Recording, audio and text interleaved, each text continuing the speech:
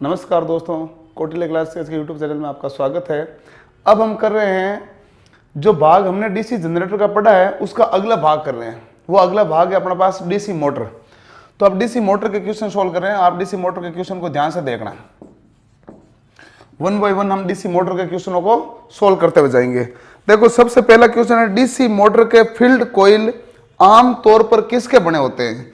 जो DC motor की field कोयल है, फील्ड कोयल किसकी बनी होती है? आप जानते हो कि कहीं पर भी जानते हो कोयल होती है, वो कोयल किसकी बनाते हैं? हम तांबा की। कोयल तांबा की क्यों बनाते हैं? क्योंकि तांबे का प्रतिरोध क्या होता है? कम होता है। तांबे का एक तो प्रतिरोध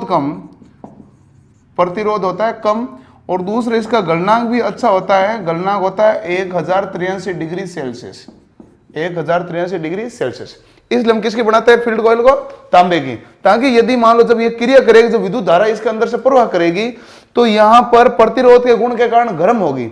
लेकिन जब तक इसकी जो उष्मा है 1083 डिग्री सेल्सियस तक तापमान नहीं देगी, तब तक ये वाइंडिंग के जलने के कोई चांसेस नहीं रहेंगे। तो इसकी गलनांक भी क्या होता है? 1083 डिग्री सेल्सियस। इस कारण तांबे का प्रयोग किया जाता है। अगला प्रश्न है, लेप वाइंडिंग में समांतर पथ कितने होते हैं? हमारे पास देखो, हमने कल ही देखा था, दो होते हैं। एक तो लेप वाइंडिंग होती है और दूसरी होती है वेव वाइंडिंग। एक है लेप वाइंडिंग, दूसरी वेव वाइंडिंग। लेप वाइंडिंग में समांतर पथ है वो पोलों की संख्या के बराबर होते हैं, जबकि वेव वाइंडिंग में समांतर पथ 2 होते हैं। अब ध्यान रखना, समांतर पथ ज्यादा है तो विद्युत धारा क्या रहेगी? ज्यादा। ये उच्च धारा के लिए काम में लेंगे, जबकि इसको उच्च विभव के लिए काम में लिया जाएगा। नेक्स्ट अगला प्रश्न करते हैं। अगला प्रश्न है, बैक ईएमएफ किसका विरोध करता है? बैक ईएमएफ मुख्य विद्युत वाहक बल का विरोध करता है। बैक ईएमएफ किसका विरोध करेगा? मुख्य विद्युत वाहक बल का। कैसे? देखो, ऑप्शन इन्होंने दिया, करंट का लागू ईएमएफ, टॉर्क और टर्मिनल वोल्टेज। तो लागू ईएमएफ, बैक ईएमएफ क्या होता है? जैसे आप आर्मेचर के अंदर विद्युत धारा दोगे तो आर्मेचर के अंदर विद्युत धारा दोगे तो आर्मेचर घूमना प्रारंभ करेगा, और आर्मेचर घूमेगा तो मुख्य स्थापित चुंबकीय क्षेत्र को काटेगा। मुख्य स्थापित चुंबकीय क्षेत्र काटेगा तो आर्मेचर के अंदर विद्युत वाहक बल उत्पन्न हो जाएगा, और ये जो उत्पन्न हुआ नया विद्युत वाहक बल, ये मुख्य विद्युत वाहक बल जो पहले से आ रहा था उसका विरोध कर रहा है। इस कारण से क्या कहते हैं? बैक ईएमएफ, यानी विरोधी विद्युत वाहक बल। नेक्स्ट प्रश्न है, डीसी मोटर में फील्ड धारा कम होने पर मोटर की चाल क्या होगी? डीसी शंट मोटर है, फील्ड धारा कम हो गई। शंट मोटर में फील्ड धारा कम हो गई तो पूछा उसकी चाल क्या होगी। अब देखो ध्यान से कि हमारे पास जो विरोधी विद्युत वाहक बल ईबी होता है, ईबी बराबर होता है 5ZN बटा 60 इंटू P बटा A। अब देखो इसकी घूर्णन गति नियंत्रण कैसे हो रही है? तो पोल और समांतर पथ तो क्या हो जाता है? निश्चित, और चालकों की संख्या भी निश्चित हो जाती है। यानी कि ईबी समानुपाती क्या हो गया? 5 into N। It means N is proportional to EB बटा 5। ये होता है घूर्णन गति का नियंत्रण। तो डीसी मोटर जो घूर्णन गति नियंत्रण है वो EB बटा 5 यानी कि विरोधी विद्युत वाहक बल के समानुपाती और चुंबकीय फ्लक्स के व्युत्क्रमानुपाती होती है। अब ये चुंबकीय फ्लक्स कौन सा होता है? जो फील्ड में चलता है। अब डीसी शंट फील्ड में आपको प्रश्न ये कहा है कि डीसी मोटर में फील्ड धारा कम होने पर, फील्ड में धारा कम है, फील्ड में धारा कम है तो आप जानते हो कि चुंबकीय फ्लक्स भी क्या होगा? कम, और चुंबकीय फ्लक्स कम होगा तो घूर्णन गति क्या हो जाएगी? बढ़ जाएगी। कुल मिला के बात है कि फील्ड धारा कम होने पर घूर्णन गति क्या हो जाएगी? बढ़ जाएगी। तो ये आपके पास केस आएगा। अगला प्रश्न है कि जनरेटर का विद्युत वाहक बल किस पर निर्भर करता है? जनरेटर का विद्युत वाहक बल, जनरेटर विद्युत वाहक बल का फॉर्मूला वही होता है जो मोटर का होता है। जनरेटर का विद्युत वाहक बल क्या होता है? ईबी, ई बराबर यही 5ZN बटा 60 इंटू P बटा A। तो ये इन सब पर निर्भर करता है कि चुंबकीय फ्लक्स प्रति पोल, चालकों की संख्या, घूर्णन गति, पोलों की संख्या और समांतर पथों की संख्या, इन सब के ऊपर निर्भर करता है। नेक्स्ट जो प्रश्न है हमारे पास, कम वोल्टेज और उच्च करंट। ध्यान से देखो, कम वोल्टेज व उच्च करंट, कम वोल्टेज व उच्च करंट डीसी मशीनों में किस प्रकार के ब्रश काम में लिए जाते हैं? वोल्टेज कम है, धारा ज्यादा है, तो कौन से ब्रश काम में लोगे? तो पूछा कार्बन का, तांबे का, एल्यूमिनियम का, पीतल का। तो उच्च करंट के लिए हम किसका काम में लेते हैं? तांबे का। यदि यहां पर धारा का मान उच्च नहीं करते हैं तो हम किसका मान काम लेते हैं? निम्न वोल्टेज रहता है और निम्न धारा रहता है तो हम लेते हैं कार्बन का ब्रश काम में लिया जाता है। कल एक किसी ने पूछा था कि सर 1/3 भाग घिस जाए या 2/3 भाग घिस जाए। तो देखो कि कार्बन के ब्रुश जब 1/3 भाग घिस जाए तो बदल देना चाहिए। यहां कहीं लिख लो 2/3 भाग रह जाए तो बदल देना चाहिए। 1/3 भाग घिस जाए तो बदल देना चाहिए और 2/3 भाग रह जाए तो बदल देना चाहिए। तो आप प्रश्न को केयरफुली पढ़ लेना कि प्रश्न क्या कह रहा है, उस हिसाब से आपको आंसर देना। क्योंकि आपको पता 3 में से 1 भाग घसेगा तो कितना बचेगा, 2 ही तो बचेगा, 2/3 रह जाएगा। नेक्स्ट प्रश्न है, यदि डीसी मोटर का बैक ईएमएफ और वोल्टेज, टर्मिनल वोल्टेज अधिकतम शक्ति की स्थिति में क्या होंगे। उन्होंने कहा डीसी मशीन है, हमारे पास एक है डीसी मशीन विद्युत वाहक बल E और दूसरा है वोल्टेज V। एक E है और दूसरा वोल्टेज V है।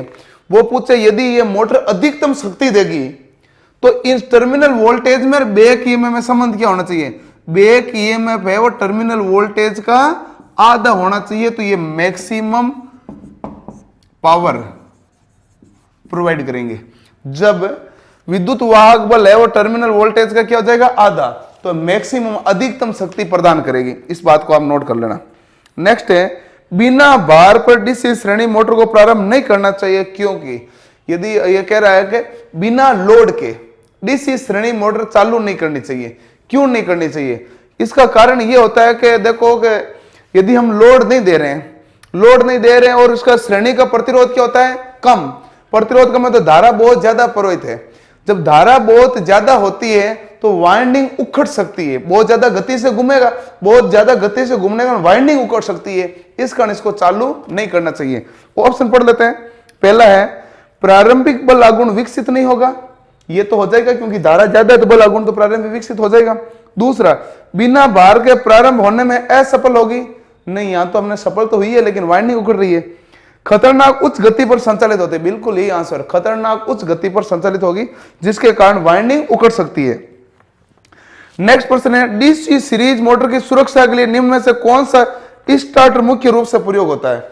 देखो एक स्टार्टर होता है, स्टार्टर प्रयोग में इसलिए लेते हैं ताकि किसी मोटर को हम स्टार्ट कर सके। प्रारंभ में देखो कि हमारे पास धारा जाती है मान उच्च धारा जाने के कारण वो बहुत तेज गति से घूमने के कारण वाइंडिंग उखड़ने का खतरा रहता है और विद्युत वाहक बल प्रोड्यूस, बैक विद्युत वाहक बल प्रोड्यूस नहीं होता है तो गति करना मुश्किल हो जाता है। इस कारण हम लेते हैं स्टार्टर का प्रयोग। स्टार्टर का प्रयोग 2 प्रकार के स्टार्टर है, एक तो 2 बिंदु, दूसरा 3 बिंदु। जो 2 पॉइंट स्टार्टर है वो तो लेते हैं सीरीज में काम है, जबकि जो 3 बिंदु स्टार्टर है उससे शंट एंड कंपाउंड में 3 और 4 बिंदु भी स्टार्टर इसी में प्रयोग होता है, शंट एंड कंपाउंड में, ये ध्यान रखना। नेक्स्ट हमारे पास प्रश्न है कि डीसी शंट मोटर की पोलरिटी विपरीत कर दी जाती है। डीसी शंट मोटर की पोलरिटी विपरीत हो जाने पर मोटर क्या होगी। अब देखो सीरीज मोटर और शंट मोटर में 2 अलग अलग केस हैं। यदि सीरीज मोटर की पोलरिटी विपरीत करते हो तो ये उल्टी दिशा में चली जाती है, उल्टी दिशा में चलती है, लेकिन शंट मोटर के साथ नहीं है। शंट मोटर में क्या होगी, समान दिशा में चलेगी, यहां पर कोई परिवर्तन नहीं आएगा। डीसी मोटर में यदि पोलरिटी परिवर्तन करते हो तो घूर्णन दिशा परिवर्तित होती है, लेकिन डीसी शंट मोटर में क्या लिखेंगे, पोलरिटी परिवर्तन पर समान दिशा में चलेगी। नेक्स्ट है, डीसी शंट मोटर की टॉर्क और आर्मेचर करंट की विशेषता क्या है। इन्होंने कहा आर्मेचर करंट और टॉर्क इनके बीच का ग्राफ क्या होता है भाई, लीनियर। इनके बीच का ग्राफ लीनियर होता है, इसलिए हम क्या कहते हैं, शंट में क्या करते हैं, रेखीय। जबकि वो जो हमारे पास सीरीज का होता है, यहां तो T प्रोपोर्शनल टू क्या रहता है, I है, लेकिन सीरीज के केस में क्या होता है कि शुरुआत में तो T proportional to IA square होगा, लेकिन थोड़ी गति करने के बाद में T प्रोपोर्शनल टू क्या बन जाता है, I है। ये सीरीज का केस है और ये केस किसका है, शंट का। तो शंट में सीधा क्या बताओगे आंसर, रेखिक। नेक्स्ट है, यदि सीरीज फ्लक्स उसी दिशा में है जिसमें शंट फ्लक्स है तो मोटर को क्या करता जाए। यह कहता है चुंबकीय फ्लक्स सीरीज और चुंबकीय फ्लक्स शंट दोनों सेम दिशा में तो दोनों जुड़ जाएंगे, और दोनों जुड़ जाएंगे तो क्या कहलाएंगे, कम्युलेटिव कंपाउंड। ऑप्शन आपको दिया, cumulative compound, differential compound, linearly compound, integrally compound. ये तो दोनों कुछ नहीं है, कम्युलेटिव कंपाउंड। अगला प्रश्न है, वार्ड लियोनार्ड नियंत्रण विधि मूल रूप से किसके नियंत्रण के लिए प्रयोग में ली जाती है? वार्ड लियोनार्ड नियंत्रण विधि है, बहुत मुख्य विधि होती है जो 0 से अधिकतम तक फॉरवर्ड बाइस में, रिवर्स बाइस में, दोनों तरफ से गति का नियंत्रण करती है। इसे वार्ड लियोनार्ड विधि भी कहते हैं। अब इसका प्रयोग किसके लिए किया जाता है? क्षेत्र प्रतिरोध के लिए, आर्मेचर प्रतिरोध के लिए, आर्मेचर वोल्ट के लिए, या फील्ड डाइवर्टर के लिए। तो इसका उपयोग किया जाता है हम आर्मेचर वोल्टेज के लिए, क्योंकि क्षेत्र प्रतिरोध यानी कि फील्ड के रेजिस्टेंस के लिए तो इसका प्रयोग किया नहीं जाता है। दूसरा आर्मेचर प्रतिरोध, यानी ये किसी भी प्रकार से रेजिस्टेंस का प्रयोग नहीं होता है। फील्ड डाइवर्टर विधि अलग होती है। फील्ड डाइवर्टर विधि से ऐसा है कि जैसे मान लो फील्ड है, फील्ड के समांतर क्रम में एक रिहोस्टेट लगा देते हो तो उसे कहते हैं फील्ड डाइवर्टर विधि। अब देखो ये हमारे पास फील्ड है, इस फील्ड के आप समांतर क्रम में यदि रिहोस्टेट लगा दिया तो ये तो हो जाएगी फील्ड डाइवर्टर विधि, और इसके श्रेणी क्रम में लगा दिया तो ये हो जाती है वोल्टेज नियंत्रण विधि। ये हो जाती है हमारे पास वोल्टेज नियंत्रण विधि। ये दो अलग अलग रहते हैं, तो ये वोल्टेज को नियंत्रण कर लेगी। नेक्स्ट प्रश्न है, एक डीसी मोटर की रफ्तार किसके सीधे अनुपात में होती है? डीसी मोटर की रफ्तार किसके अनुपात में होती है? अभी हमने लिखा था एन समानुपाती ईबी बटा फाई, यानी एक ईएमएफ के समानुपाती होती है। यह विरोधी विद्युत वाहक बल के क्या होती है भाई? समानुपाती। अब देखो एक और प्रश्न पूछा गया था, वो प्रश्न ये था, जो और प्रश्न पूछा गया था वो प्रश्न ये है कि फ्लेमिंग के कौन से नियम पर कार्य करते हैं? फ्लेमिंग ने दो नियम दिए थे, एक लेफ्ट हैंड रूल और दूसरा दिया था राइट हैंड रूल। दाएं हाथ का नियम और बाएं हाथ का नियम। बाएं हाथ का नियम तो लगता है मोटर के लिए, क्योंकि यहां पर क्या होता है, गति की दिशा ज्ञात करते हो, और दाएं हाथ का नियम जो लगता है वो लगता है जेनित्र के लिए, जनरेटर के लिए, क्योंकि इसमें हम क्या करते हैं, विद्युत वाहक बल की दिशा ज्ञात करते हैं। तो विरोधी विद्युत वाहक बल के लिए फ्लेमिंग के दाएं हाथ का नियम कार्य करेगा, क्योंकि यहाँ विद्युत वाहक बल के ज्ञात करने के लिए हम फ्लेमिंग के दाएं हाथ का नियम लगाते हैं। विद्युत चुंबकीय की सर्वप्रथम व्याख्या ओलस्टेड नामक वैज्ञानिक ने की थी। क्रोक स्क्रू का नियम और राइट हैंड थंब रूल से हम क्या करते हैं कि विद्युत धारा की दिशा ज्ञात होने पर चुंबकीय बल रेखाओं की दिशा का ज्ञान करते हैं। अगला प्रश्न है, इनमें किसमें डाइवर्टर का इस्तेमाल किया जाता है? सीरीज मोटर में, शंट मोटर में? डाइवर्टर सदैव सीरीज मोटर में होती है। सीरीज मोटर की नियंत्रण विधियां 5 रहती है, तो जबकि शंट मोटर की नियंत्रण विधियां 2 होती है। 2 कौन सी होती है? एक तो आर्मेचर नियंत्रण विधि और दूसरा होता है फील्ड नियंत्रण विधि। तो 2 ही होती है शंट में, लेकिन सीरीज में हमारे पास 5 होती है। एक होती है आर्मेचर डाइवर्टर विधि, फिर हो जाती है फील्ड डाइवर्टर विधि, फिर वोल्टेज कंट्रोल विधि, फिर वो टेपिंग विधि, और फिर हो जाती है सीरीज पैरेलल विधि। इस प्रकार टोटल 5 विधियां होती है। नेक्स्ट प्रश्न करते हैं, डीसी मोटर के चालक के घूर्णन की दिशा किसके द्वारा निर्धारित होती है? डीसी मोटर के चालक, डीसी मोटर के लिए क्या होता है भाई? फ्लेमिंग का लेफ्ट हैंड रूल। तो ये कह रहा है एम्पियर का नियम, फ्लेमिंग के बाएं हाथ का नियम, दाएं हाथ का नियम, तो फ्लेमिंग के कौन सा भाई? बाएं हाथ का नियम। हिस्टैरिसीस किस में प्रयुक्त होता है? हिस्टैरिसीस किस में प्रयुक्त होता है? स्टील के प्रेरण तापन, पैरावैद्युतिक तापन, पीतल में, प्रतिरोध तापन में। हिस्टैरिसीस लॉस होता है स्टील में, इस कारण हम उसमें क्या मिलाते हैं? सिलिकॉन की मात्रा। सिलिकॉन की मात्रा मिलाते हैं कितने? 3.8% से 4.5% मिलाई जाती है, जिससे हमारे पास कौन सी शक्ति कम हो जाती है? हिस्टैरिसीस लॉस कम हो जाता है। हम जो पत्तियों को लेमिनेटेड करते हैं उससे कौन सी शक्ति कम होती है? Eddy current. उससे हमारे पास एडी करंट यानी कि भंवर धारा शक्ति कम हो जाती है। नेक्स्ट प्रश्न है, डीसी श्रेणीकृत मोटर को एसी आपूर्ति में जोड़े जाने पर क्या होगा?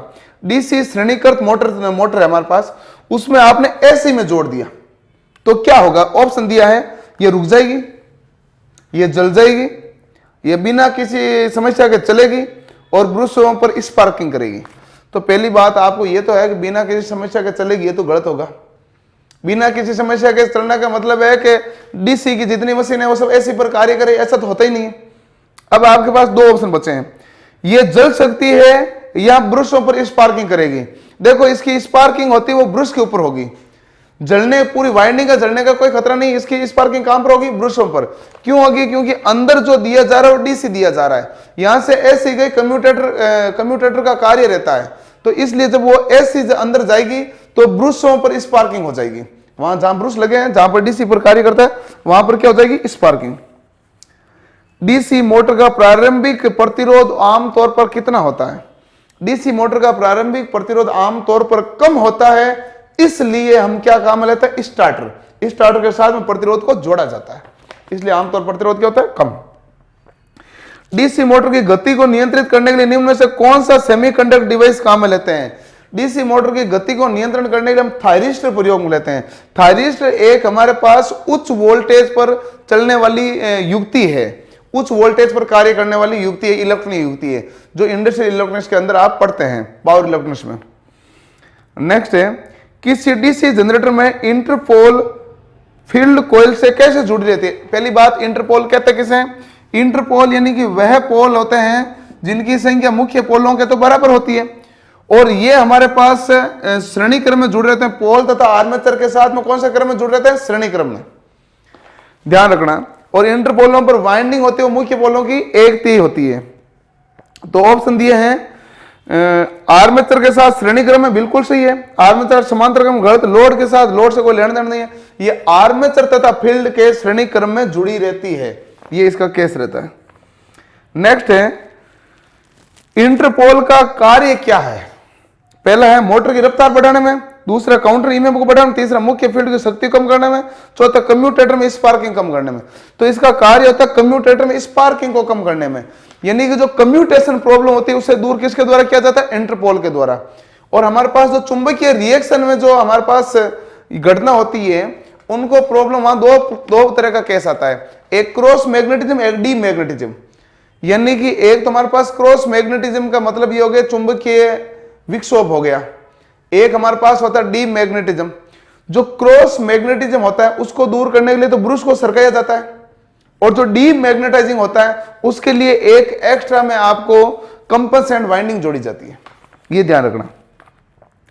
नेक्स्ट प्रश्न है, डीसी मोटर जिसमें सीरीज और शंट मोटर दोनों ही रफ्तार और भार के लक्षण है वे कौन सी है? ऐसी डीसी मोटर सीरीज और शंट दोनों रफ्तार और भार के लक्षण है, कौन सी है? इंटरपोल वाला शंट, इंटरपोल वाला सीरीज, या संचयी कंपाउंड। सीरीज और शंट दोनों है तो कौन सी आ गई? संचयी कंपाउंड, यानी कम्युलेटिव कंपाउंड मोटर काम आ जाएगी।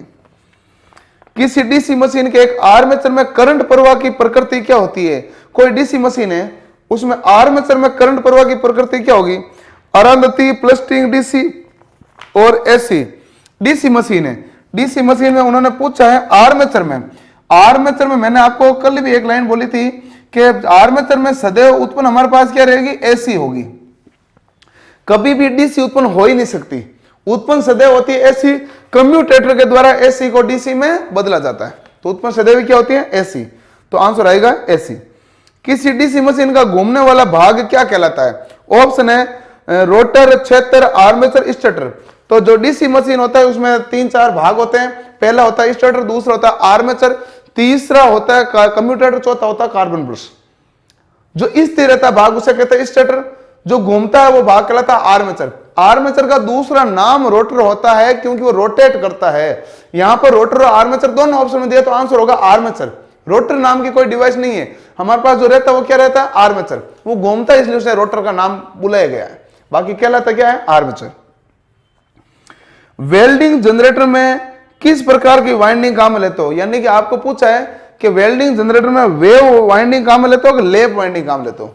वेल्डिंग जो आप करते हैं वहां पर आपको देखो कि उच्च धारा की आवश्यकता होती है, उच्च धारा और निम्न वोल्टेज चाहिए। उच्च धारा कौन देता है हमारे पास?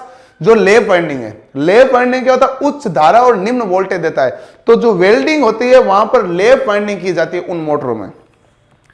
नेक्स्ट प्रश्न है, अगर डीसी शंट मोटर की रफ्तार बढ़ाई जाती है तो बैक ईएमएफ क्या होगा? डीसी शंट मोटर की रफ्तार बढ़ाई जाती है तो बैक ईएमएफ भी क्या होगा? बढ़ेगा, क्योंकि बैक ईएमएफ रफ्तार के क्या होता है? समानुपाती, तो वो भी बढ़ता है।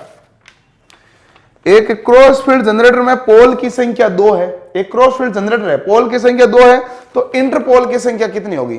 तो ध्यान रखें कि इंटरपोल की संख्या हमेशा मुख्य पोल के बराबर होती है, तो इनकी भी संख्या क्या आएगी? 2 ही आएगी। नेक्स्ट प्रश्न है, एक यूनिवर्सल मोटर की गति लोड विशेषता किसके समान होती है? यूनिवर्सल मोटर की गति लोड विशेषता किसके समान होती है? डीसी शंट का डीसी सीरीज। तो हम कहते हैं यूनिवर्सल मोटर ऐसी मोटर होती है जो एसी पर भी कार्य करती है, डीसी पर भी कार्य करती है, और उसे एसी सीरीज मोटर भी कहते हैं। उसकी पूरी कार्य प्रणाली डीसी सीरीज की तरह होती है। डीसी सीरीज का प्रयोग रेलवे इंजन में किया जाता है और रेलवे इंजन में यूनिवर्सल मोटर का भी प्रयोग किया जाता है। यूनिवर्सल मोटर का प्रयोग मिक्सी में किया जाता है, या आप जूसर, जो मिक्सर जूसर में उसमें सब में प्रयोग किया जाता है, वो यूनिवर्सल मोटर हमारे पास कहलाएगी। नेक्स्ट हमारे पास आता है कि डीसी मोटर का बैक ईएमएफ किस पर निर्भर करता है? पोल की संख्या पर करता है, फ्लक्स प्रति पोल पर भी करता है, आर्मेचर कंडक्टर कुल संख्या पर करता है, यानी कि इन सभी पर करता है। ये हम जितने भी प्रश्न यहाँ पर सोल्व कर रहे हैं, इन प्रश्नों को आप ध्यान से घर पे बैठ के आराम से सोल्व करते जाएं। आप जितने ज्यादा से ज्यादा प्रश्न सोल्व करेंगे उतना ही बेनिफिट है, क्योंकि वहां लास्ट टाइम में आपके ऊपर प्रेशर आ रहा है, तो उस प्रेशर से आप हल्के रहिए थोड़े से। कि प्रेशर यदि आपने ज्यादा ले लिया तो टेक्निकल में प्रॉब्लम हो जाएगी, तो ज्यादा आप प्रेशर मत लीजिए। प्रेशर आप रखिए मत, किस चीज का प्रेशर हमें 35% नंबर लेना, वो हम इजीली ले आएंगे। तो इसलिए आप प्रेशर, किसी भी बात का प्रेशर मत रखिए, आप इजीली इन प्रश्नों को सोल्व करें और 1 बाय 1 आप प्रश्नों को सोल्व करते जाएं, आपसे सारे प्रश्न सोल्व हो जाएंगे। और हम अगले वीडियो में फिर मिलेंगे। आज के दिन में हम 3-4 वीडियो के साथ आएंगे। कल कोई काम से बिजी होने के कारण आपके पास ज्यादा कंटेंट पहुंचा नहीं पाए थे। आज ऐसा कुछ भी नहीं होगा, आज आपको खूब कंटेंट दे दिया जाएगा आज के दिन में, तो आप इसको ध्यान से पढ़ता जाए। धन्यवाद।